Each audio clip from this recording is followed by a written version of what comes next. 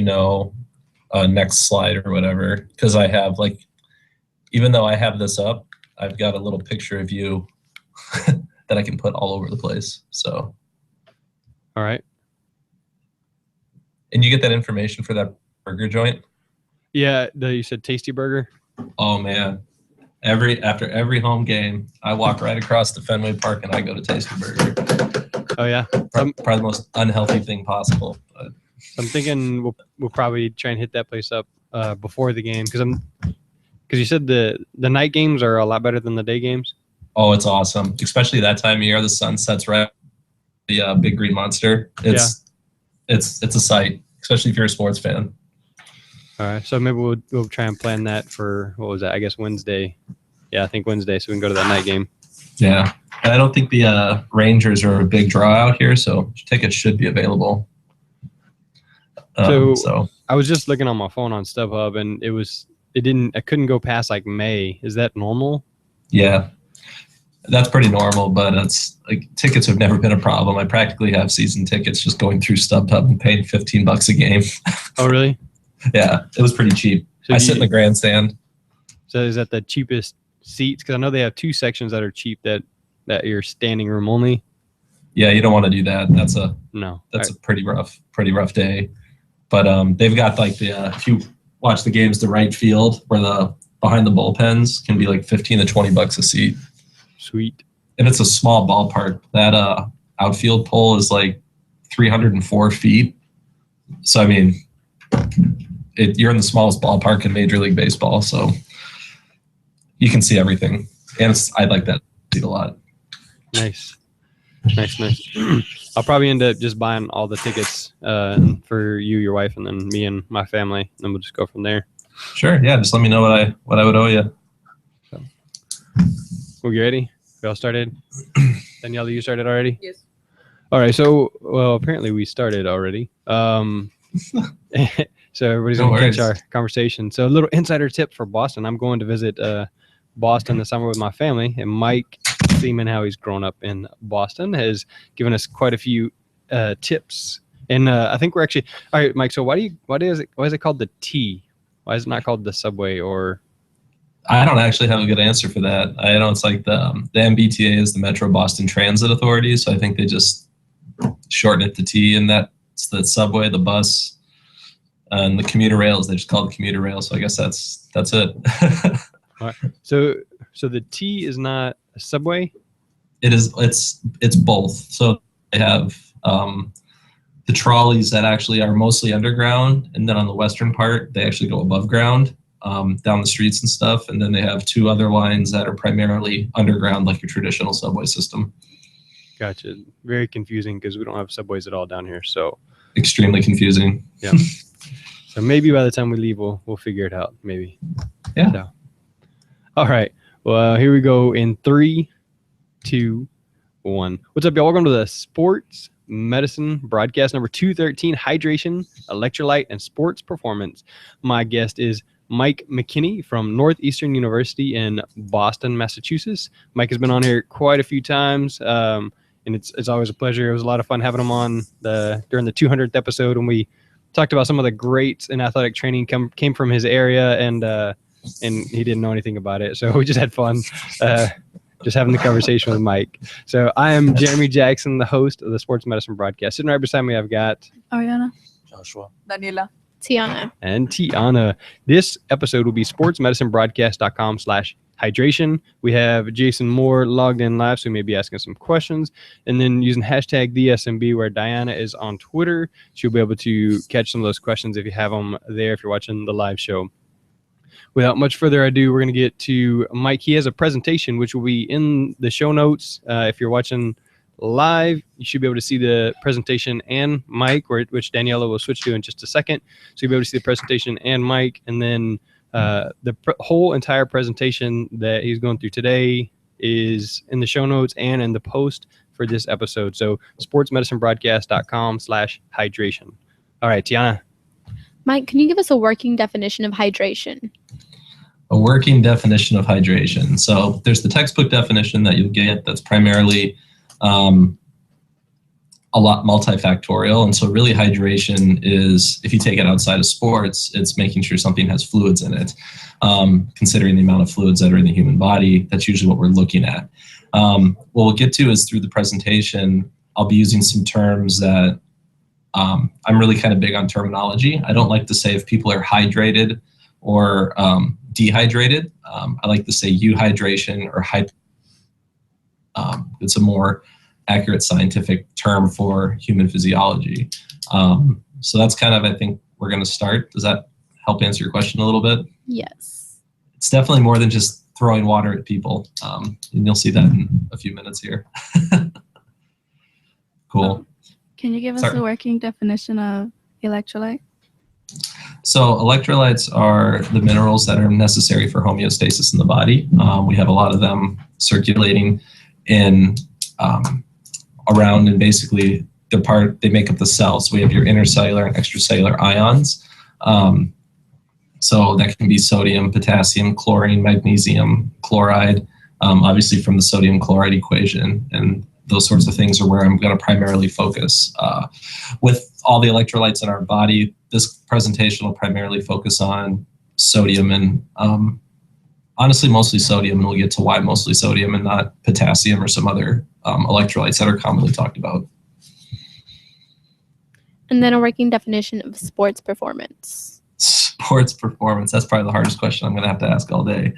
So with sports performance, what we're looking at is, especially in the discussion of hydration and electrolyte loss, is energy system development. So when you're talking about everything that makes up your blood, the fluids in your body, and body water, plasma volume, and those sorts of things, that contributes greatly to cardiac output, aerobic capacity, and those sorts of things.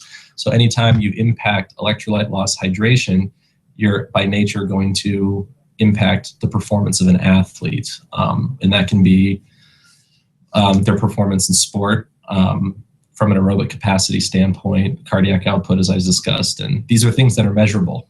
So these are things that we can actually look at when you're evaluating an athlete. All right. So without much further ado, we're going to get to your presentation. So take it away, Mike. That works. So am I going to see like the You're gonna see on the yours? screen. Just so I know where I'm at on yours.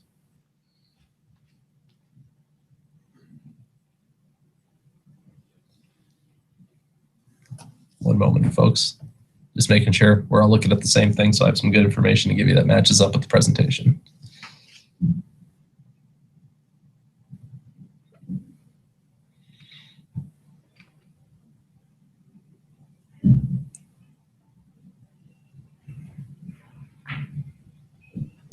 So one of the things I like to talk about and that we can get while they're working on this to get going is the primary objectives that I'm going to talk about are really providing an evidence-based approach to fluid and electrolyte replacement. When we look at fluid and hydration needs in sport, you hear a lot about preventing heat stroke, other types of heat illnesses, and things of that nature, which are obviously very important and at the forefront of our focus as athletic trainers. But what I like to do is back that up a few steps, because in order to adequately prevent these sorts of thermoregulatory issues, we have to be able to hydrate appropriately and properly, which is a lot harder than just saying drink water and won't get heat stroke.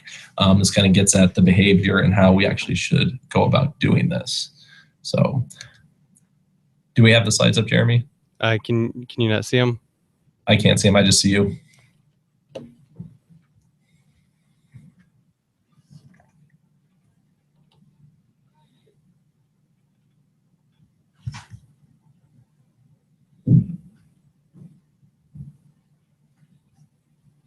There we go. All right. Can you see them from there? Now I can see. Cool. All right. All right. So now we're at objectives. So if you want, we can go to the next slide, kind of talking about terminology. Again, as I kind of alluded to before, the normal hydrated state and normal body water content in the human body. So usually when you're reading research associated with fluid balance and things like that, these are the terms they use. Hypohydrated is a state of body water, and that's what we like to talk in states, not necessarily a process, which is dehydrated, is the process or loss of body water. So if I say I'm dehydrating fruit, that's a more appropriate use of that word. And so sometimes I'll even catch myself doing the same thing because for the sake of just communication, I like people to understand what I'm saying. But for the purpose of this, and if you want to understand the evidence that we're going to present, euhydrated and hypohydrated is the terms we like to use. So if you go on to the next slide, hopefully this isn't too much down the chemistry road for a lot of you, but again, osmolality is the total solute per kilogram of solvent in the body, and concentration is the amount of solute in a given volume or solvent. So why this matters is when we talk about sodium in the bloodstream, we usually talk about the osmolality of the total blood, milliosmoles per kilogram. So a normal human's 137 milliosmoles per kilogram of sodium, and the concentration is I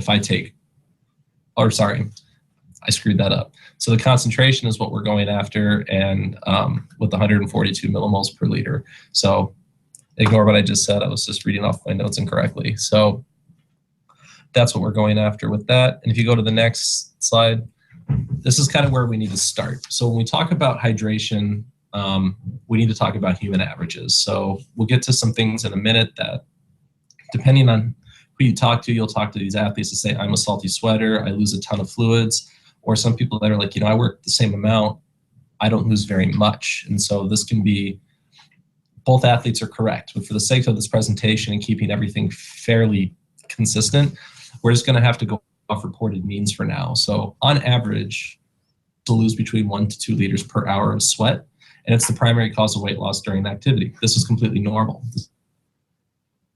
During exercise, don't worry about it. These things happen. Unless they're urinating, they have cases of diarrhea or vomiting. Really, this is going to be how it's exiting the body. The concentrations of electrolytes in the sweat also need to be considered with fluid losses, because this is where you're going to primarily lose things. And I want you to take note, and you don't have to be able to convert millimoles per grams, although I did do that for everybody if you take a look at the presentation. But sodium, greatest electrolyte lost in sweat. It's 55 millimoles per liter, or 1.2 grams. Potassium's only 5. And so if you look at the differences between these, you can see why our primary ion that we're paying attention to is sodium and not necessarily potassium, calcium, magnesium, or chloride, which I don't have listed here. And then as a result, our blood plasma sodium concentration is going to be anywhere between 137 and 142. These are baselines. I can take a blood sample from me, grab somebody out of the hallway. This is homeostasis. We're all going to be pretty close to this, assuming we're healthy. So these are the basics that we want to start with. Go ahead to the next slide. And so I like to start this off. A mentor of mine in grad school always gave this real world example just to kind of demonstrate how much fluids and electrolytes people actually lose during exercise. And it's just using, again, these averages. So if we assume a scenario of a 165-pound athlete competes for an hour and a half practice, this is pretty normal. Say they sweat the higher end of that, 2 liters per hour, and their sweat sodium concentration is 55 millimoles per liter, and their sweat potassium is 5 millimoles per liter. This is your average human. Now, assume they don't drink anything, which unfortunately is shockingly common. Don't do this. This is one of those things that we want to make sure, we as athletic trainers are encouraging people to drink. So sometimes this isn't a problem. And then they don't urinate. This is fairly typical. Once they get out on practice, they practice and then they go. And assuming they drink Powerade for rehydration and electrolyte replacement. Now, I put our other similar sports drink. This isn't to necessarily pick on Powerade. This is just what I happen to have here in sports medicine, and I had their nutrition labels. So this is what I did the math based off of. So that's some of the things that we want to look. So keep this example in mind as we go through. So the results of that equation, so they would lose about 3 liters of fluid, which ends up being about 4% of their body weight. And so we do know that after 2% loss through numerous research articles, that they're going to have a decrease in aerobic output. And these are things that we need to keep in mind as athletic trainers, because on the sports medicine side of things, obviously the medical side is very important, but many of us work in settings where being able to contribute to an athlete's performance is also a big deal for us. And so being able to manage both sides of that coin can be very useful. The recommendations for replacement are usually based off of 150% of fluid loss, which is a Sharef's Sheriffs et al. Found that in the mid-90s. And basically that's because the length of time it takes to replace fluid, you're urinating over that process. And so by the time you reach full euhydrated status, you have replaced 150% of fluids lost. So for this particular athlete, that's 3 liters of fluid. Now that's if it was just water. Now we need to take into account what happens if we lose sodium to go with it. So assuming they have the average sweat sodium that we talked about, they're going to lose anywhere between 160 to 165 millimoles per liter. And that's just simple math. That's their concentration per hour with sweat rate, which is 3.7 grams of sodium. Okay. Just for reference, the FDA recommends that normal humans age 14 and older ingest 2.3 to 2.6 grams of sodium per day, assuming they're healthy and there's no other extraneous issues going on. This is important because that means our athletes fall into a special population where they're losing more than these national entities assume they have. So we need to take an account. Mike, if I have a question, you want me to wait till the end, or you want me to Oh, go? no. Stop me as we go. Stop me. Okay, so if I lose 2 liters per hour, then why would I need to replace 3 liters? Why do I need to get to 150 percent of the water volume lost?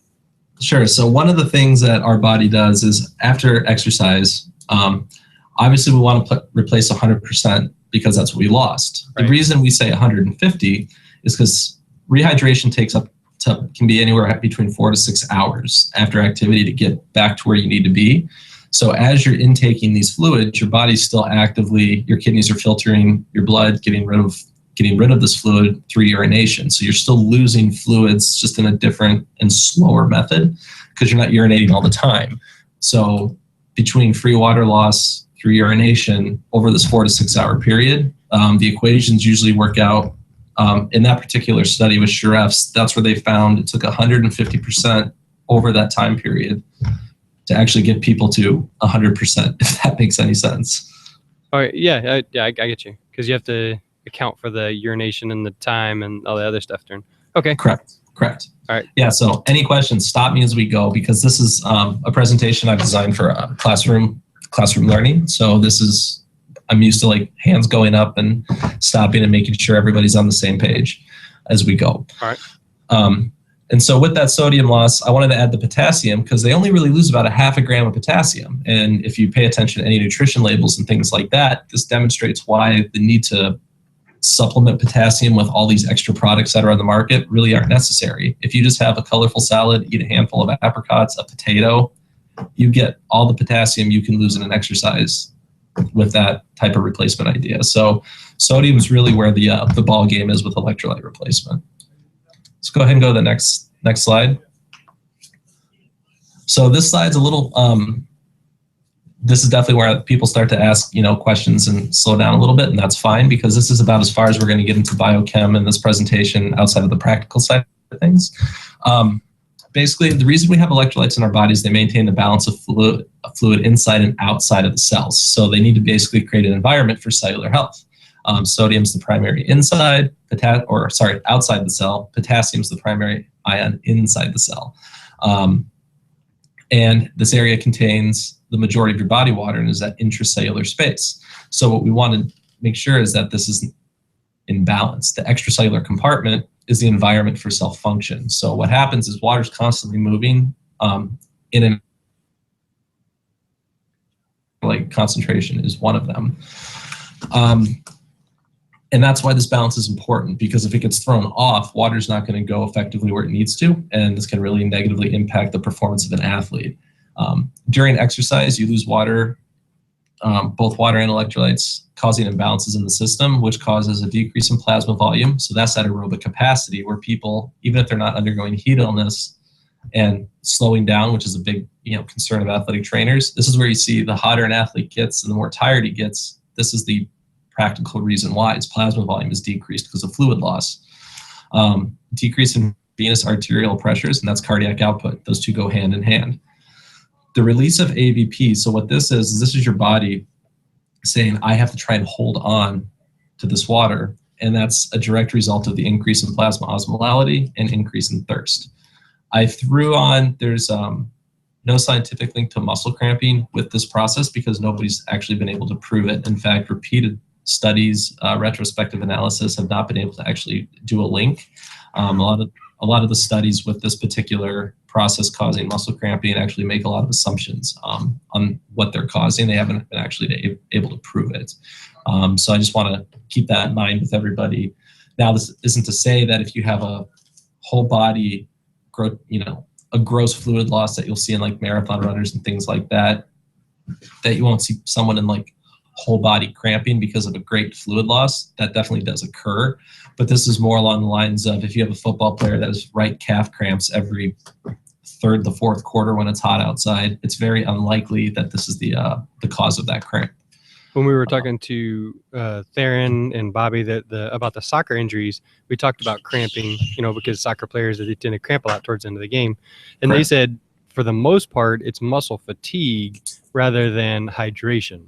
Yes, I would 100% agree with that. And it's multifactorial. So if we talk about it from a muscle fatigue standpoint, what fatigues muscle? And it can be either just repetitive action, or it can also be abandoning form. And now you're stressing this muscle group in a different way than you're used to stressing it. And so hydration might be able to play a role there because if you get tired later, you're not going to break down your form as well. And I think that's where people start to make that link a little bit, but it's not a direct A causes B.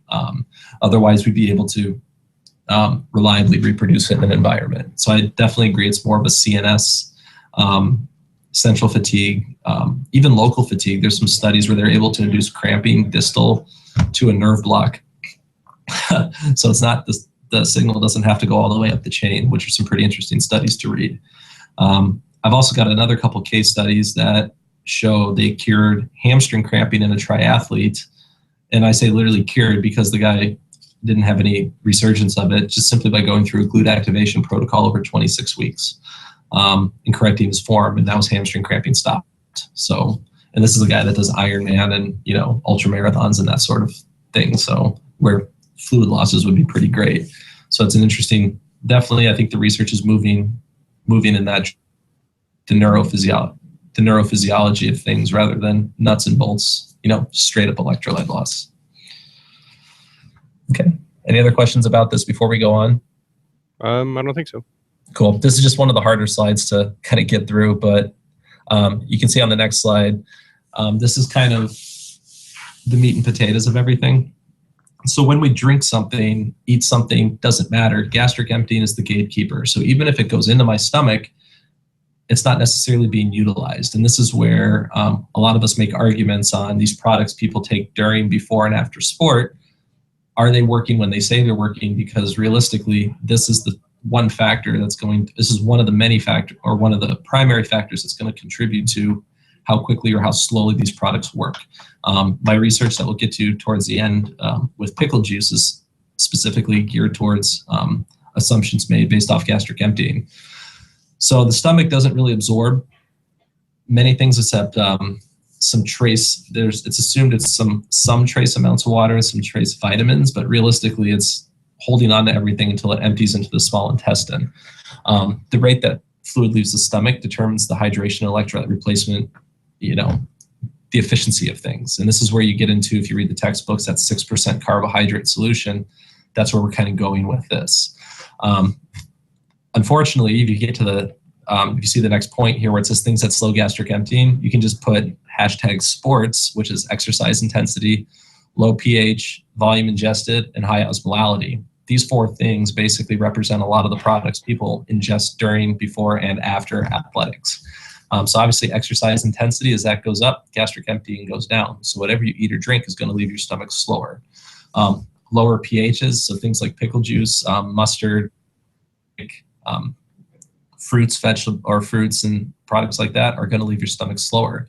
Small volumes are going to leave the stomach slower. Our stomach actually will empty quicker if it has a rapid expansion in volume.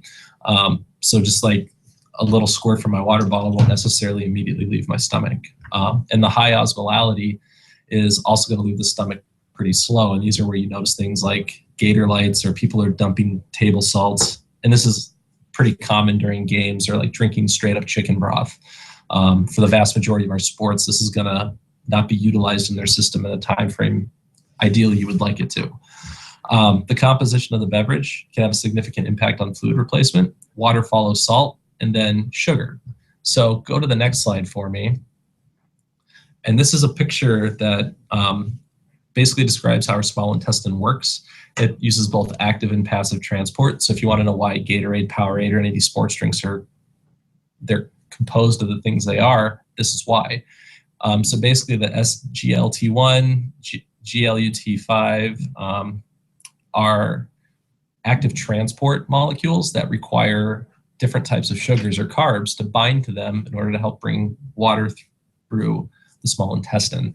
But the cool thing about water is it goes actively and passively. So by composing the drinks the way they do is trying to improve this absorption rate and get fluid into your system faster. Now, while this matters for fluids, this might not necessarily matter for electrolytes. You can even see the SLGT1 requires sodium and glucose and helps open that gate up for water to come through. So that's why, as far as, I don't really beat up too much on the sports drink companies, because I think you can use those for fluid replacement. It's when we get to discussions of electrolyte replacement that things start to go a little bit away from what is necessarily advertised. Do you have any questions about this, Jeremy, before we go on? No, I kind of want to see the whole picture and it comes back. I mean, I understand. I remember in anatomy we were talking about the gates and it has to have both of these keys to go through.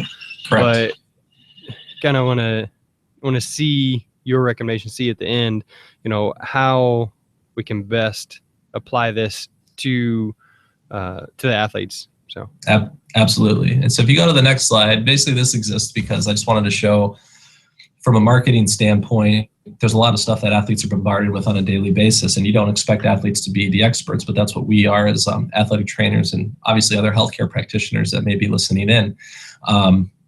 If you look at these advertising campaigns, they're very successful in what they do. There's a lot of money behind them. And the Powerade one I specifically take issue with because it says it replaces electrolytes in the same ratio, typically lost in sweat. And I'm just honestly going to say out front that that's not true. And you'll see that in a second. And these are the things that they're bombarded with, and it's up to us to athletes are going to come to you. They're going to ask about this. And this is up to us to really kind of wade through the research and kind of tell people what to look at and what not to look at. So does Powerade make that claim because it has the same ratio in its formula, like that we lose, like they take sweat and they analyze it and then they say, okay, well, we're going to put the same sodium and potassium and water volumes in Powerade and then that should make them equal? Is that where they get that from? I think what the way they're really formulated is to match the osmolality and concentration of our blood, kind of to be what's called isotonic and level straight across. So it's utilized in your body a little bit better. And I think in that regard, those claims are actually true. But when they say you're going to lose the same ratio of you're going to replace the same ratio of electrolytes that you lose, that's just simply not true. And I'll show you that in a second because I've got a visual, if you've looked through the presentation, of how much of a sports drink it would take to actually replace the amount of sodium an average athlete would lose. And then we'll talk about that in a second. So if you go on to the next slide, this isn't insider information or anything like that. This is me basically taking information off the back of a nutrition label.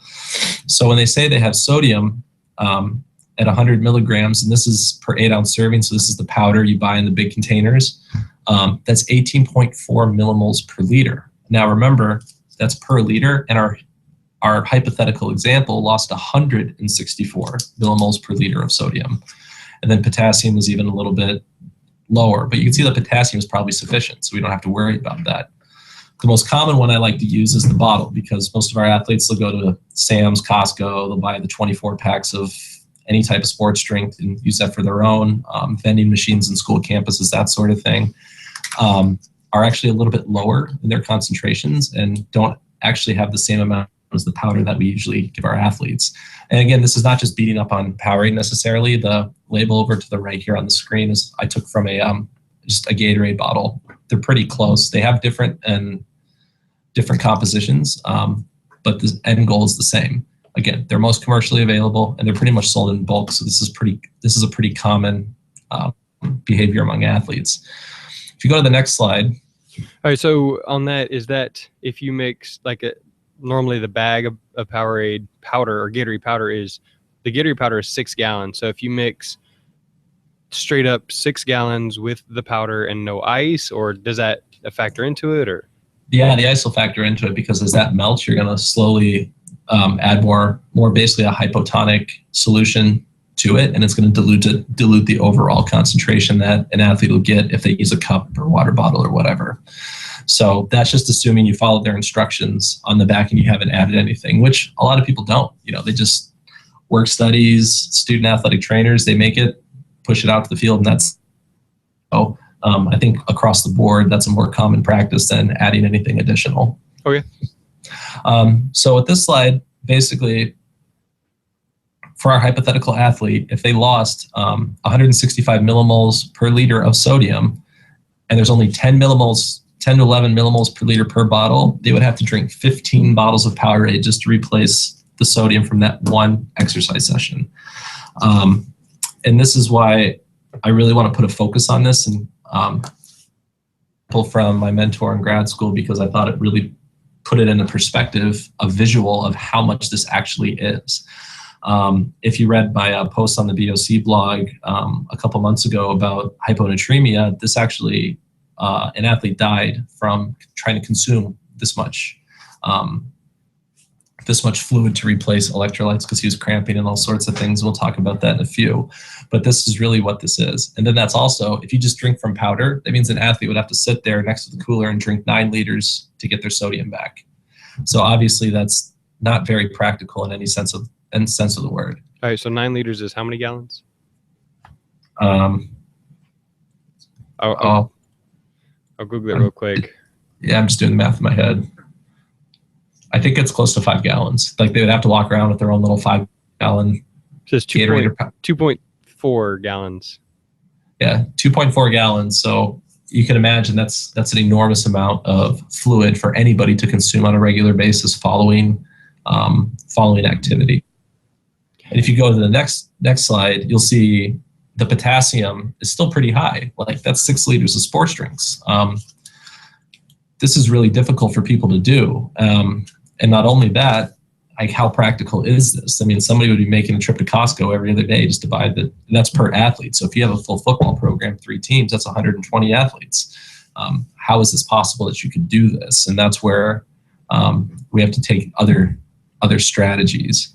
All right, so kind of going back to the beginning, all this is based off of 1.5 hour exercise. So just say a normal basketball practice.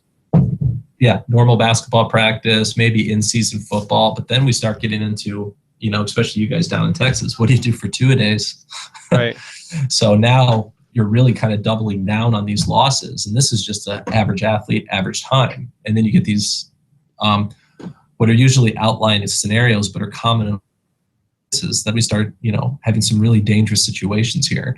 And that's one of the things we want to look at going through the rest of these the examples that I have in this presentation. So if you go to the next slide, it kind of gets it to what I'm talking about. And it's extremely dangerous to do this because essentially kind of what I talked about with the composition of these drinks, they're fairly isotonic to human blood. If you add isotonic to isotonic solutions, you dilute the whole solution in general. So in general, if you were to drink this much sodium, you're going to overall lower your plasma sodium concentration by drinking that much fluid that close to exercise. It'll cause hyponatremia and can result in death. And that's when we talked about that Zyrese Oliver, that student in Georgia in 2014, that unfortunately this occurred to. He drank close to 4 gallons of fluid, sports drinks and water, and ended up, obviously a result that none of us hope to ever have to experience. And this is just with averages.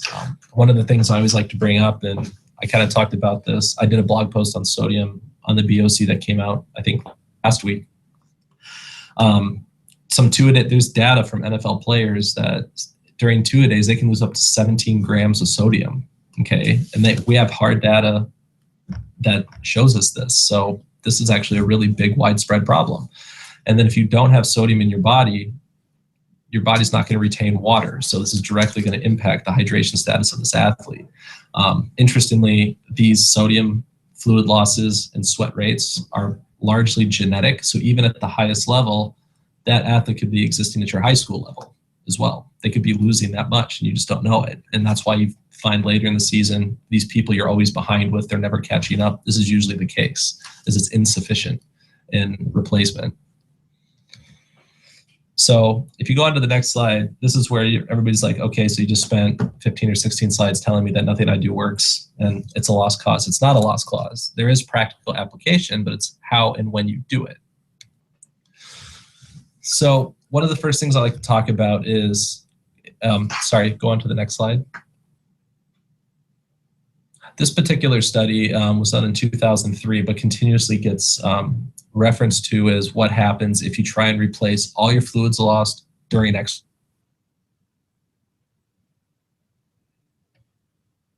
The entire exercise period, and this is actually incredibly dangerous. So what these people did is they drank 135 US ounces during exercise to replace exactly what they were losing. So prior to the study, they did the math, and Chwer and Bolden, their colleagues, did the calculations and made sure that they replaced this as they went through this exercise protocol, so they actually did not lose weight. There was multiple trials with high sodium, low sodium, and water. And our sports drink example would fall under the L, if you look at the slide, which would be their low sodium trial, which is about 1,687 milligrams of sodium or 1.6 grams. One of the things that came from the study is by people drinking that much, go on to the next slide for me, 92% of the subjects in the low sodium trial, so that's drinking a sports drink essentially, had lower plasma sodium at the end of exercise. And this is something that I think is a big take-home message so far for athletic trainers, is if we're trying to prevent this sodium loss, this type of behavior can actually contribute to it. When we think we're actually doing good, we're actually doing harm. And then 69% of those subjects actually developed mild hyponatremia. So we're actually creating a medical condition by giving people during exercise. This particular study was actually a little bit dangerous on some respects because they actually had two subjects have to be hospitalized in the group that 92% of them developed hyponatremia clinically, and that's drinking only water to replace all their weight lost during exercise. If you read the new hyponatremia position statements that came out at the end of last year, this is what they've always termed over drinking, but this is what they're talking about, is you're lowering your plasma sodium by over drinking water, or basically hypotonic or isotonic fluids. And so these are the things that we want to seek to prevent as athletic trainers.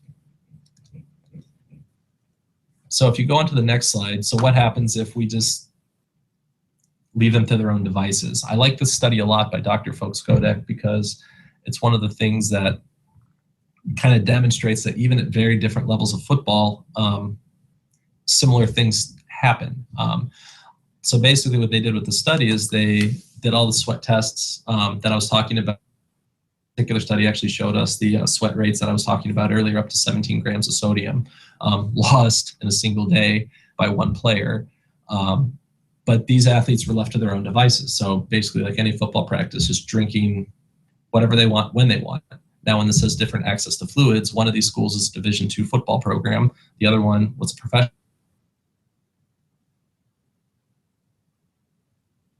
A tray of all the products, all the different hydration products, like that's what they had access to. Interestingly, the college group who had access to water only, no Gatorade, no Powerade, actually replaced similar amounts of fluid as the NFL players who had access to everything. And they could drink whatever they want. And then the college players really kind of had controlled rehydration periods during practice. And realistically, they only replaced roughly 60 to 70% of their fluids lost, which was interesting to see because that's actually a normal human response. When our thirst cuts off as humans, we're only actually about 70 or so percent hydrated. And this is something we've known since the late 70s, 80s. And for some reason, people really don't pay attention to it. So this whole just drink until you're no longer thirsty and then you're hydrated is not accurate advice. And here's a study that actually demonstrates that. All these subjects in the study, none of them were hydrated, just drinking, so they were no longer thirsty. So I'm just updating my slides here. So go on to the next slide, and this kind of talks about the numbers behind that. So that 65 to 85% I talked about, this is the term we call ad libitum, or as needed. These are also, this isn't just football in the study I showed. This is also youth football and professional and collegiate football and other studies that we've also referenced. But what we have found is ad libitum ingestion is optimal for performance. Rates higher than ad libitum can introduce health problems, and this is where we get to the study I talked about a few slides ago with Schwerenwald, is they're gaining weight or they're maintaining weight during exercise. It's actually a negative from a performance aspect and can cause gastric discomfort. If they're drinking too much, they can gain weight. So when you're dealing with these highly tuned athletes that compete over a distance, water weighs something. If you keep introducing water, especially over the course of things like, say, marathon, they're not trained to compete with this additional weight in addition to the physiological aspects of what might be happening with their plasma sodium concentrations. All right, so ad libitum means as needed? As needed. So the ones that ended up performing better was as needed. Now, when we were talking with the marathon medicine, Dr. Sionka, they were saying that the drinking the fluids, a lot of people will drink the fluids because they're hot, but the drinking of the fluids doesn't aid in cooling down at all. It just, we've kind of conditioned ourselves to drink something cold when we're hot. Now, how do we know as needed? Are you going to get to that later? So as needed is simply like, I've got a water bottle here, so I periodically get a little thirsty, so I drink as needed. Or you'll see this in football a lot. Maybe the athlete's not thirsty, coach blows a whistle, they're changing drills, and he just grabs water because he knows that's time for him to grab water. Totally uncontrolled based off the behavior of the athlete. That's typically what that means. The term that they're starting to use now is drink to thirst, which is where I only drink if I'm thirsty. So right now, I'm drinking to thirst. As I talk, I get thirsty, then I'll have some water to kind of fight that off a little bit. And that's more the behavior we're kind of moving towards as far as a recommendation standpoint. All right. Yeah, so moving on. So basically now we have the information of, here's kind of these behaviors that we've typically done and these recommendations. So telling people to only drink when they're thirsty, okay, so cool. They're gonna all of a sudden get rehydrated. That's not necessarily true. Now in the rehydration period, this is where we focus a lot of our efforts, a lot of products focus things. I'm gonna show you a couple different ways it actually honestly doesn't matter. So rehydration with drinks differing in sodium concentration recovery from moderate hypohydration. And this is by Stuart Merson and Robert Mann. And what they did is they exercised and gave people 3 different conditions of fluids that you can see in the upper right-hand corner if you're watching that table on the upper right. And what that is that's giving you different sodium contents. So the 1, 31, 40, and 50 millimoles per liter. Now remember, back to our sports drink example, most commercially available sports drinks fall somewhere in the neighborhood between that 1 and 31. So you can look at that particular box to see where we're at with that. So you can see the cool thing with this is, so they go through that spike, that downward spike in this particular graph shows their exercise period where they lose fluids. Everybody did the same thing. And regardless of what condition they were in, they all rehydrated. So when they go across this 0, this baseline, they all go there. What you notice is the decay of these lines is different depending on how much sodium they ingested. So this gets back to the gastric emptying of things, what helps water get into the system and what helps your body retain that water. Interestingly, for those watching, I have a red circle around it, but I'll describe it to those just listening, is that as we get below normal fluid balance, or what we would start calling people hypohydrated, that happens about 2 hours after the hydration period has ended, regardless of what they drank. And so this includes everything from water all the way up to 50 millimoles per liter of sodium, which is a significant amount of me saying adding table salt into my water bottle. And this is assuming they drink nothing else. Now for those, I started my career out in the high school setting, so I do know that this is pretty common behavior, but I honestly still see it even at the college level as well. that athletes will be really diligent in this hour or so after exercise, like, hey, I got to get my protein, my shake, got to get my water. Then they go to class and they go home. Then they start doing all these other things, and that hydration kind of falls off until the next day. So what this is showing is that 2 to 3 hour period, if you do nothing else, you're going to end up in fluid deficit regardless of what you drink. And so this demonstrates the importance of encouraging athletes throughout the evening, not just immediately following exercise. They crush a water bottle and they think they're fine. The next study to go over is by Evans, and this is again post-exercise rehydration, but now they're looking at different carbohydrate content. So now sodium stays the same. Now we're looking at, when you look at your textbooks, or you look in, at least the textbook I had in school, The Apprentice, where it says the 6 to 8% carbohydrate solution is best for gastric emptying. This is what they were modifying. Now they did that ad libitum ingestion. They let people drink to whatever. So if you look at this, if you're watching along and can compare, and just go ahead and click to the slide before, you'll see this dip in exercise, and then go back to your next slide, is the same. So they're having that same decrease regardless of exercise and rehydrate. So basically drinking water or up to a 10% carbohydrate solution didn't matter. They all achieved this rehydration period.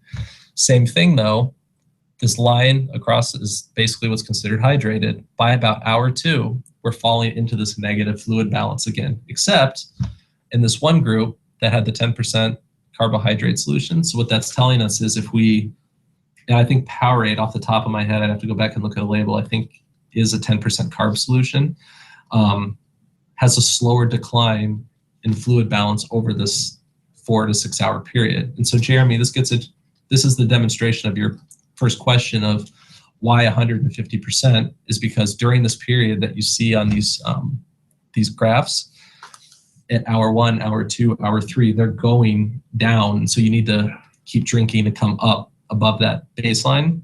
And that's where it equals out to be 150%.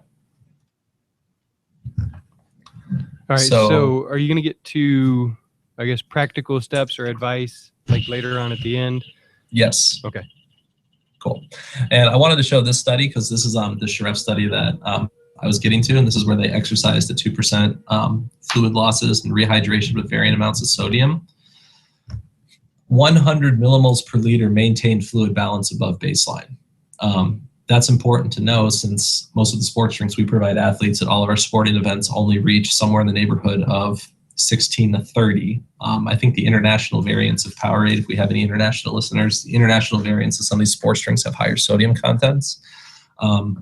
But this is significant. 100 millimoles per liter that's a lot of salt, to be honest with you. That's like where you have grams of sodium in your drink. And that's what they had to do to maintain fluid balance after exercise. So that's what we're looking at. And where this works from a performance standpoint. So if you go on to the next slide, you can skip that. That's fine. So what we're doing is now we're getting into thermal regulation and endurance performance. So this is kind of the practical application that I talked about before of where you see this.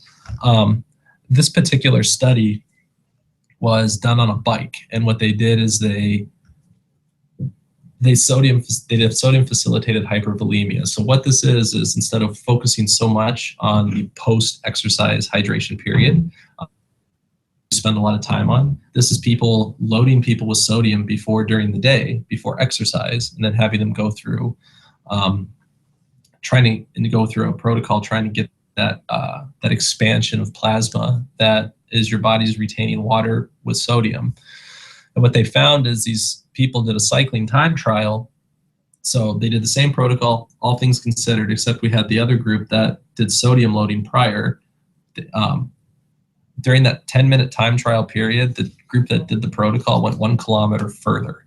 And in timed events, that's extremely significant. And that's doing nothing other than hydrating with sodium and water prior to exercise, and not just water only. And so this is where, by keeping track of these gains and losses, if you don't have that sodium as part of your diet, that 1 kilometer can be the difference in your distance athletes.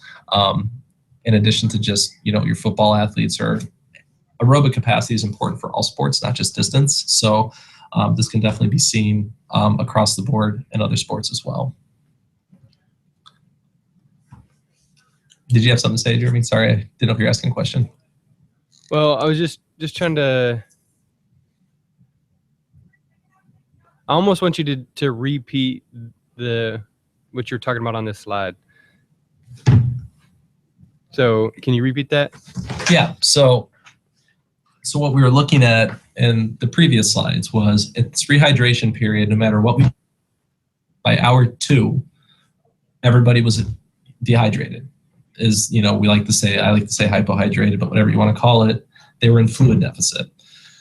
So this is kind of changing tracks a little bit. So what happens if we go before exercise? Right. These recommendations we're going to give athletes say, hey, this is how you prepare for your competition. So instead of focusing on simple sodium only after exercise, that whole window following exercise to preparing the next day can give you a performance gain. So what in this study they did, they had 2 groups, basically professionally trained cyclists, ingest 165 millimoles of sodium, which is actually greater than any of the studies we've looked at so far, with water, rest, and then go through the same exercise protocol. And then at the very end of it, do a time trial, which is where they're told to go all out and see who can go furthest in those 10 minutes. The group that did the sodium with water went a full kilometer further in the same period of time as the group that didn't. And this is a result of, you can see on the left, the little black line, that's the top. What that means is they had a plasma volume expansion, so they actually had a greater aerobic capacity than the group that didn't do that. And that's just simply playing with human physiology in a way that you can be a part of your diet, simply with sodium and water, nothing else. All right, now go back to the number you said, 160 millimoles of sodium, is that right? Yep. And what is it? It was 10 in a bottle of Powerade? Yeah, 10. So that would be 16 bottles of Powerade between the end of a workout to the next. Yeah. So essentially they pretty much, and in that particular, if people follow along are getting missing the conversions with millimoles, 160 is somewhere in the neighborhood of about 3 grams of sodium. So you can measure that out on your kitchen scale with table salt and kind of see, the amounts of sodium that people need to be ingesting for this particular. And we know these exist. We know this isn't in especially hot climates, this is a typical loss that needs to be replaced with your athletes. And so this is just an example of how, by replacing that and taking that into consideration, will result in a performance increase. Okay. And if you go to the next slide, so what this was, the next slide, this was done by Sims et al. And this is where they actually had people do a very similar thing. For those that are actually following along, there's actually a drinking protocol for this on the right side of this slide. So this is what the subjects did. And this kind of gets at a little bit of a discussion here from the practical application of things. So how do we do this? And so to take account when you time things, how much to drink, this study does all of it. So the best way to hydrate is by drinking small equal amounts over a period of time and not a whole lot right away. Because if you drink a whole lot right away, your stomach will empty, your body will say, hey, I've got too much water, and then it'll have to get rid of it without actually utilizing it. So we refer to that as involuntary dehydration, because your body thinks it's doing what you want it to do. But in reality, it's just a false sense of hydration. And a lot of people see this as clear urine. So they're really hypohydrated, urine's a really dark color, and they'll drink 2 or 3 of these, and then 30 to 45 minutes later, they have clear urine. They're not hydrated. And this is one of the things that we need to keep an eye on, because the body is artificially getting rid of that, and it's not actually distributing it to the extracellular fluid space and intercellular fluid spaces to create fluid balance. It's kind of a dirty trick our kidneys in that scenario. So that's why if you drink small amounts over a period of time, your body's going to utilize it much better. And in this particular study, they did it in 30-minute increments for an hour and a half leading up to exercise. So what they did was they did the math on how much they were expected to lose based off sweat testing. And they drank in equal amounts in a semi-recumbent position. So they sat in a recliner, didn't move for 90 minutes, did their warm-up period, and then they ran on treadmills. And then at the end of the exercise period, they were told to run to exhaustion. So whenever they hit the red button and tap out, and the group that actually did the sodium loading, which you see on this slide, went 20 minutes longer than the group that didn't. Again, this is a purely aerobic running test. I don't know how this exactly translates directly to sports, but 20 minutes is a significant time to exhaustion compared to a group that didn't do it. So there's definitely gains to be had simply by pre-hydrating before exercise, which is what this is getting at. Well, I mean, obviously here at Pasadena, we deal with cross country or track. Mm-hmm. So if we're dealing specifically with running, then it would seem like this is an obvious win for track athletes. And it's an easy win too. That's the thing. It's like, this isn't, I hate to use the words ergogenic aid because everybody thinks you're dealing with like blood doping and things like that. But in reality, you're using your own body's physiology as an ergogenic aid. It's water and sodium, it's fluid balance. And it's just timing and staying hydrated. And these are the types of gains you can get simply by just being diligent with it. And that's the biggest thing that I try to get across to people is these are simple things athletes can do that result in big performance decreases. Maybe it's not going to be 20 minutes in a 5K, but maybe it's a minute. That's a difference between a podium and going home. So, I mean, these are things that seconds can be, we're down to seconds in the elite levels. This can be seconds, assuming strategy and all things considered equal. And so these are a couple studies that just demonstrate these are easy things. Nothing crazy, no fancy products that cost hundreds of dollars a month. Water and table salt. There you go. And this particular study is by Sims et al. And they've got 2 of them. And if you look them up, they have the full protocol that they did, including how much sodium was in the water, how they drank it, and the exercise protocol. And it's easily reproducible in any setting. All right, that's interesting. So I'd be interested. I mean, today we have district track, so obviously it wouldn't work today because I wouldn't have time to read and get everything ready. But it'd be interesting to see if maybe next week, I could do something to kind of help them out. Again, not cheating or anything, but using your body's own physiology, like you just said. Yeah, it's not cheating at all. Then we've actually got studies that say, especially in the high school population, somewhere in the neighborhood of 60 to 70% of athletes start practice in a hypohydrated state to begin with. So this is healthcare. It's not cheating. It's just making sure you're doing what's right for your athletes. For those in the more elite settings that are listening, this isn't just, like I said, a high school problem. They've got all sorts of studies that show this is common in professional basketball around the world and other things. And this is easy. Like a lot of athletic trainers get really militant. Like I don't give water. I do more than just water, but it's like, hey, this is energy system development. This is the foundation of, homeostasis. And if you're not saying you need to walk around and hand people, water bottles and squirt water bottles in their mouth, which, as an aside, there's a good study in the Journal of Athletic Training by Susan Jurgen that found squirting water bottle into football players' mouths actually contributes to less fluid replaced during activity. So she actually figured out a way to kind of test that. It's in the JAT. It's a pretty good read. So hopefully kind of changing that strategy up a little bit. Because I don't know about you guys, but I don't like seeing athletic trainers reduced to that. But these are recommendations we can give athletes on a realistic basis. You don't have to walk around and hand the water bottles. Kind of what we do here is I've got a lot of these recommendations printed up and posted on walls in locker rooms, over urinals, in bathroom stalls. So, people are always seeing information on how to help themselves if they're not always around me. All right. So one of the things we get into is like, okay, so I just spent now 30 slides telling you nothing works except. So I did this slide specifically because these are all really common. There's a lot of assumptions around this sort of thing. And we like to say that we looked a lot at the science of it to see what these assumptions are actually true. So if you go to the next slide, as I've been told by some people, I'm one of the pickle juice people, but I'd like to blame Kevin Miller, the second author on my study, because he did it first. It's his fault. But It's kind of, we're looking at this idea, not that we're obsessed with pickle juice necessarily, but Kevin did a study that was a survey that found somewhere in the neighborhood of a quarter or more of athletic trainers used pickle juice to treat muscle cramps.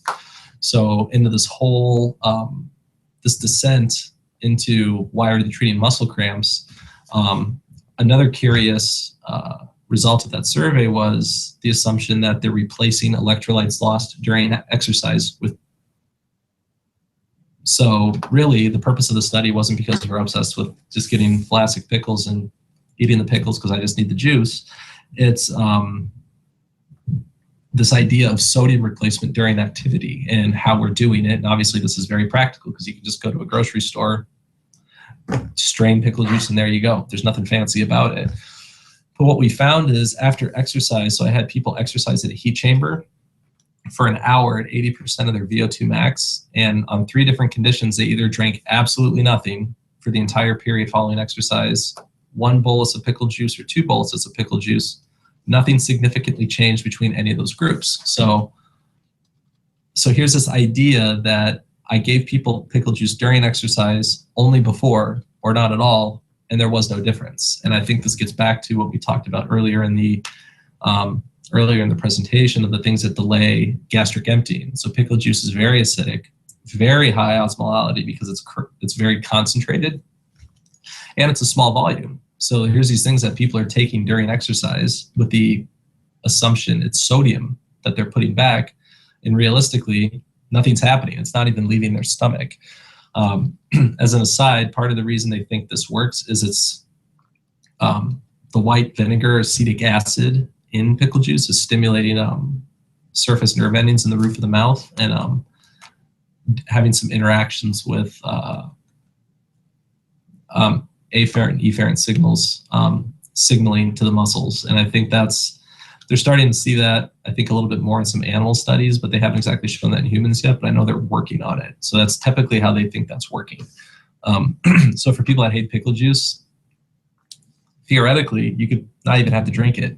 The idea is maybe you can even swish it around in your mouth and spit it out, and that's all you need to do. You don't actually have to swallow it. So keep that in mind as we go forward here. All right, so eating the pickle is not what you want. It's the ingesting the pickle juice, which even at minimum, you could just switch the pickle juice around in your mouth. For me, that would be disgusting because I hate pickles.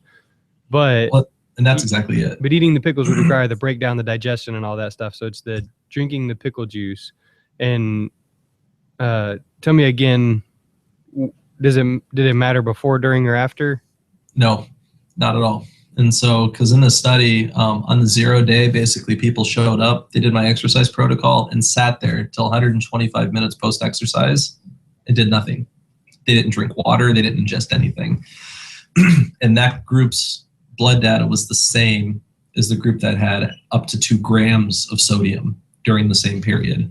And their blood data was not significantly different. You can see in the chart or the graph I have here that there does appear to be some difference, but that's within scientific means. So clinically, it's not significant. You're not going to notice the difference clinically because this is within 140 to 144. That's normal blood sodium levels. If we were going above 147, below 138, that's a bigger result. But this is standard. This is what humans do. Does that answer your question? Yeah. Cool. So then, if anybody has a soccer team, I know Texas just finished up their winter season with women's soccer. Do the men play in the winter too there? The playoffs are going on right now. So actually, this week coming up would be the state tournament here in Texas. So you're going to love the next slide then. So go to the next slide. Oh no, we're already there. Okay. So plasma potassium content changes after banana ingestion in exercised men. So we've got a male population that went through an exercise protocol. All clinical values are within standard norms with potassium during exercise. Where you start to see the differences is up to an hour after exercise. And this isn't someone that's sitting in a chair, not moving. That's important because every time you move, your plasma characteristics and fluid compartments and electrolyte distribution is going to change because all those fluids are moving to account for a difference in body position. So they weren't able to get a change until 60 minutes with somebody sitting absolutely still. So the idea that I'm going to replace potassium and not cramp by crushing bananas at halftime of a soccer match is not likely the case. And plus, they had to eat up to 2 full servings of bananas to even get a change, which is important to note. So that's something to keep in mind of if people want to like spend their time, you don't have a lot of time at halftime, instead of trying to crush food that's not going to leave their stomach for the second half, maybe focus a couple different strategies for comfort and some other things in that 15 to 30 minute window that you have to get to the field or get back out on the field. That's where you'll notice that a little bit more. Or likewise, if you do need an increase in potassium, if it took 60 minutes to get that into their system, then you shouldn't be doing it right before a game or at halftime. You should be doing it a minimum of 60 minutes before you play or more. So that's where we want to get into the timing of this. If that's something I probably didn't outline too good earlier in here with the hydration, it's all about timing less than when, or like, during exercise, it's all about the timing of it. And then this study was pretty interesting. So if you go to the next one, oh, you're there, sorry. Electrolyte and plasma responses after pickle juice, mustard, and deionized water ingestion in dehydrated humans. These people exercised to about 3% body mass loss, and afterwards either drank pickle juice, crushed mustard, or deionized water. And the important thing here is after exercise, nothing changed for an hour after exercise. So this is really kind of speaking that these are concentrated things that people are eating. They're probably just sitting in their stomach. They're not working, and we're telling people they're working. The evidence-based approach, here's evidence showing us these recommendations are not accurate when you give them. And I'm not saying you in general, just like I hear these a lot when I get athletes from other, all walks of life that say, hey, these were the recommendations I got in the past. You don't necessarily approach the athlete and say, no, that was wrong. It's like, hey, let's try a different strategy and see how that works. Because that can be threatening to people, and then they don't listen to you. So this is something that you can kind of work with that as well. So this next slide, people usually start getting frustrated about this point of like what does work. And I like to tell people you can potentially do 2 things at once. So this is where the chicken noodle soup came from. So this got pretty popular in the NFL playoffs last year because and full disclosure, I'm not actually a New England Patriots fan, so I don't have a horse in this race. But when they were beating the Indianapolis Colts in the playoffs last year, there was a picture of Andrew Luck looking really distraught, but he was standing next to a big container that had chicken broth on it during the game. So everybody's like, why do we do this? Every year I'm on the Boston Marathon medical staff, which we'll be doing Monday. We have chicken bouillon that we can give to people that might be in a sodium deficit situation at my point on the course. But why is this? And the studies here are kind of what we're getting at with that. So the study by Ray et al. Was looking at post-exercise hydration with food. Okay, so this is ideally an athlete finishes exercise, now what? What do they do? And this is kind of the hallmark study that the now what do we do? So they ingested an entire can, 12 ounces of chicken noodle soup. And I believe if I read the study correctly, it was actually just Campbell's chicken noodle soup, the can we've all seen for 50, 60 years unchanged. And once they ate that broth, chicken noodle soup, everything in that can, they just drank water throughout the evening. And what this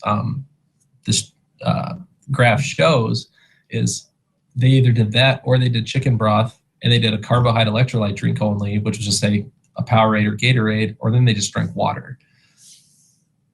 The sports drink and the water group did not have a meaningful difference in their plasma sodium changes for quite some time after exercise. And the chicken broth and the chicken noodle soup group got extremely close to fluid balance and actually didn't have to replace 150%. They only had to replace 100% of fluid loss. So now they're starting to move the goalposts a little bit on how much water the NATA, the ACSM recommend simply by ingesting a can of chicken noodle soup. Part of the reason is think about all the things that are in food, right? And we talked about gastric emptying earlier in the presentation.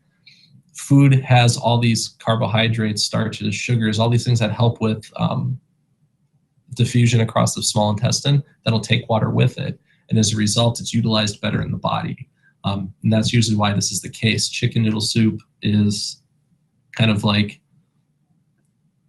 this catch-all. I suppose you can do it with ramen too, even though they didn't do it, but it's really high in sodium content. I think honestly, it's 2,300 milligrams per serving. Last I looked at it. So I think there's a lot of reasons why, almost like old wives' tales, where they say when you're sick and like maybe you're under a lot of fluid loss, you'd feel better if you drink chicken noodle soup. I think this is primarily the reason, is your body's actually retaining fluids better. That if you're really ill, you would otherwise be losing. And I think this is part of the reason. This is a scientific reason. I think that I know my grandmother always yelled at me if I was sick, eat chicken noodle soup. This is part of the reason I think why it works. Okay, so as we're talking about basically hydration, or chicken noodle soup is the new gold standard in rehydration, what does that do to recovery? Because chocolate milk for so long has been the gold standard for recovery after a workout. So how do those play together? I think that's a good question, because depending on who you talk to, I don't think those things taste really good together. Personally, I wouldn't do that. Not even close. So I think a lot of what the chocolate milk's getting at is not necessarily from a rehydration standpoint, but getting a lot of the good carbs and things for replacing glycogen stores and muscle recovery and that sort of thing. Where chicken noodle soup fits in that, I honestly don't have a good answer for that. I think there's definitely nutrients in chicken noodle soup that'll contribute from a protein standpoint with the chicken, because if you hit that 30-minute window of ingestion following exercise to increase glycogen stores with protein and some other products, I think you can probably get that with chicken noodle soup, but I don't know if I actually have evidence to support that. So I don't want to go out and say yes. But I would be remiss to say, if you're not eating something in that window, that it's not contributing. So do you have to crush chocolate milk when it's 95 degrees outside in Houston, Texas, or eat hot chicken noodle soup? I don't know which one's the better in that scenario. I don't know which one's actually better, but it's cold up here in the Northeast, so either I think is usually fine. But honestly, I don't know. And if I'm weighing the differences on both, like which one would be better for me, I would say you'd want to bias it towards probably your sodium and electrolyte replacement, because that's going to give you the better foundation to work from as an athlete, simply not just replacing protein, if that makes any sense. And there was actually a study that came out, I don't have it in this presentation, that demonstrated that whey protein contribute to hydration in beverages it's added to. So I know there's some stuff at GNC I saw last week that make that claim, and it's the article came out, and I can send it the citation to you, that actually demonstrates that's not true. So which is good to know, because it gets at that. If we replace sodium with all the other aspects of food, your body's going to hold on to it better. Does that make sense? Yeah. I mean, I was just wondering, because like you just said, I can't imagine somebody drinking chocolate milk and having a bowl of hot soup at the same time. That's gross. Yeah. But a lot of athletes will do what it takes to do. So if they are getting the benefit out of both, but I know it's a practical thing to do, because I think a lot of athletic trainers ask, like, okay, I get a lot of heat because I'm in a Division I setting. So it's like, okay, you have a budget, you have this, this, and this. I'm an outreach AT at a high school, which is actually how I started my career. What do I do in these scenarios? And it's like, hey, I don't care what chicken noodle soup it is. It could be your grandmother's recipe. It's usually fairly salty. Anybody can get that. You can go to the grocery store. That's not some fancy product. And I don't know if you've talked about nutritional supplements on the past. Since it is a food product, it's regulated by the FDA, so you can actually believe what's on its label. Whereas opposed to a lot of supplements that are not regulated by the FDA, you're taking their word for it, so to speak. So you can be a little bit more information. All right. So kind of getting through here to kind of wrap up before I start answering questions, because I know there's always questions with this is basically a modified, I have this poster printed up and posted all around our facilities here, but basically you can gather from the studies I've shown, it does not matter what you drink, whether it's water or sports drinks during activity, because you won't completely replace electrolytes, and you don't need to completely replace all your fluids. You just need to get to that 70% range. So you can drink water, sports drinks, it doesn't matter, especially for athletes that say have gastric upset because of sugar. They can't have sports drinks. All they can have is water. That athlete is not any better or worse off than an athlete who drinks a sports drink during exercise, regardless of what every commercial during sports will tell you. Science tells us those two athletes are going to be the same, okay? And you drink to thirst during practice. You should not gain weight during training. This prevents over drinking in those hyponatremic situations we talked about earlier. A lot of athletes, especially with the body image, are concerned with weight loss during exercise. Like, this is a goal of theirs. Weight loss is normal, but you should return to your regular weight by the start of the next training session. It shouldn't be a continual progression over the course of a week into a game day. Otherwise, I can tell you without even knowing that athlete, they're not going to perform as well as they should, whether it's a Friday night lights or soccer game or tennis match, basketball, doesn't matter, okay? And that rehydration takes hours, not minutes. If any of those studies demonstrated anything, it's that if we don't pay attention to this beyond a 2-hour window after practice, they're going to be in fluid deficit if they do nothing, which unfortunately is really common, especially when you're limited with your ability to talk with these athletes. It's good to have them understand that hey, I finished practice at 4 or 5 o'clock. By 7 or 8, I need to start continuing to drink water again before I go to bed and when I get up in the morning, so they constantly stay ahead. In small equal amounts every 20 to 30 minutes. That's again to aid in your body absorbing those amounts of fluid. And do not drink as much fluid as fast as possible. As we talked about earlier, this leads to involuntary dehydration because the urine gets clear pretty quickly. And it gets this false sense of hydration status, a good hydration status. So those are the things that you want to keep in mind. Okay, so to kind of go back and see that I understand, the pickle juice didn't have an effect within the 2 hours. Drinking pickle juice didn't have an effect if they were sitting still after they performed? Correct. And then in my particular study, I actually gave it to them during activity too. So I simulated about when a halftime would occur.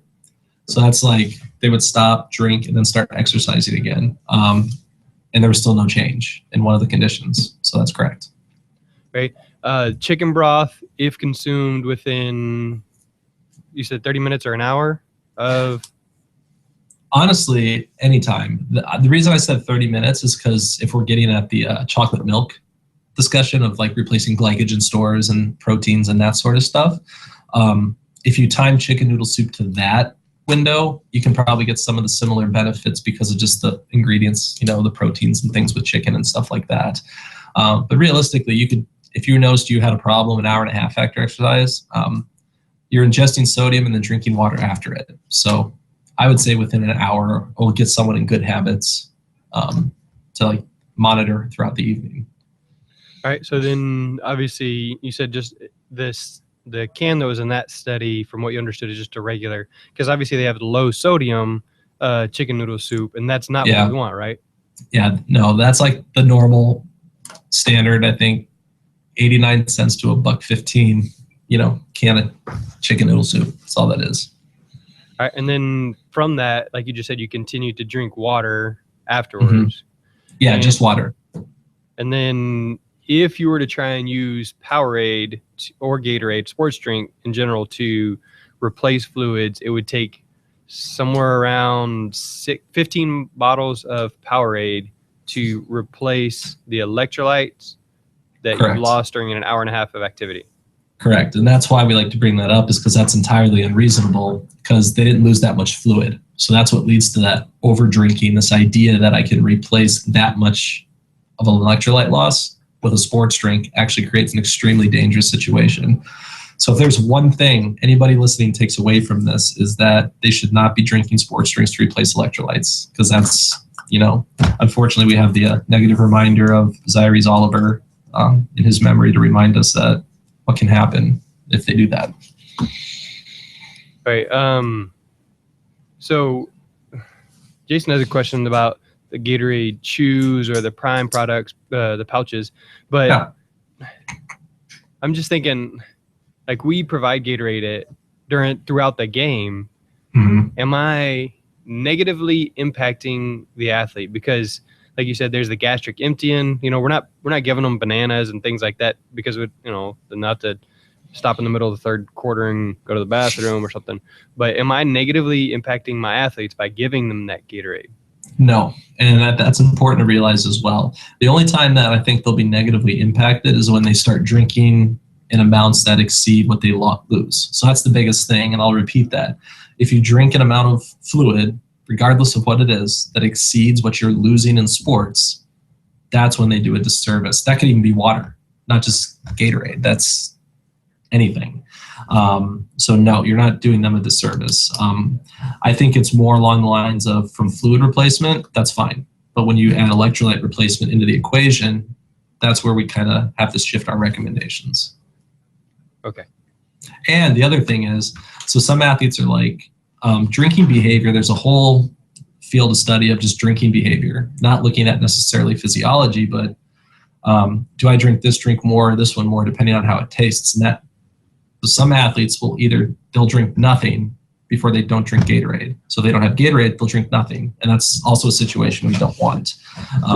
So in that case, water's fine, but if that athlete's not going to drink anything, Gatorade's fine too. That's important. Gatorade, Powerade, all sport from when I was in high school. So I mean, anything like that would be okay.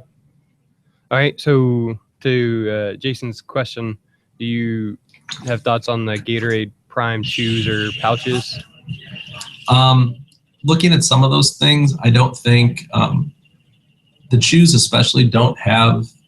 The chews are really good about having something in your stomach. They really help with that. And for most of our high school sports, I think there's a negligible effect during activity with those types of products. Now, when we start getting into marathon, ultra endurance, things like that, where you're exercising for greater than 90 minutes, ingesting the carbohydrates in that form is actually very useful and highly recommended. So when you talk with your guests about, marathon healthcare and diet and things like that, that's usually where you see that stuff come out. It's like, okay, the world records for marathon are somewhere in the neighborhood of 2 hours. These are the fastest humans on the planet, over 26 point, over the marathon distance, and it's still taking them 2 hours to get there. So at that point, these people might need to ingest something because their body's going to expend energy over an extremely long period of time. And then you start backing off that a little bit to where when the people run by my station and a mile before the finish line, they've been exercising for 3 to 4 hours. You need to ingest stuff like those chews, goos, number of products you can find at Ryan stores, doesn't really matter, whatever tastes good to you. Something to get those carbohydrates in your system in addition with, fluids. So that's usually where that stuff comes in. But for our average athletes that are practicing for an hour, hour and a half, and then going home, fairly negligible if they keep their diet in check. All right. So if they're eating properly, then it's kind of just something that they want rather than can need or can really use. Yeah. And that's the other thing, the psychology, that's really important. So if someone has their sleeve of Gatorade chews, and let's say baseball always gets a bad rap because they are always accused of sitting in the dugout and doing nothing until they actually have to do something. But if you got a baseball player who's like, if I don't have my chew or two before I go out to the mount or I go out to take an at bat, I'm not going to bat as well because I didn't have my Gatorade Sport Chew. That's important. Is it negligible? Possibly, but that might affect the sport's performance. There's a whole psychology aspect of that I don't think you're doing harm to this athlete by necessarily letting them have it. I will say that I don't think there's any need to supplement potassium at all, and that are really high in it. And I would stray away from stuff like that in a healthy athlete. Obviously, if somebody's sick and they've had a lot of fluid losses, that's a different, they're under the guidance of a physician. But if, like me sitting here, totally healthy, I don't need to supplement potassium. And that's where I think some of those products go a little overboard. Because in strenuous muscle activity, your body's actually trying to actively get rid of potassium because there's too much of it circulating in the bloodstream. And then some of these products actively try to put it back, and it kind of can create some havoc in the system.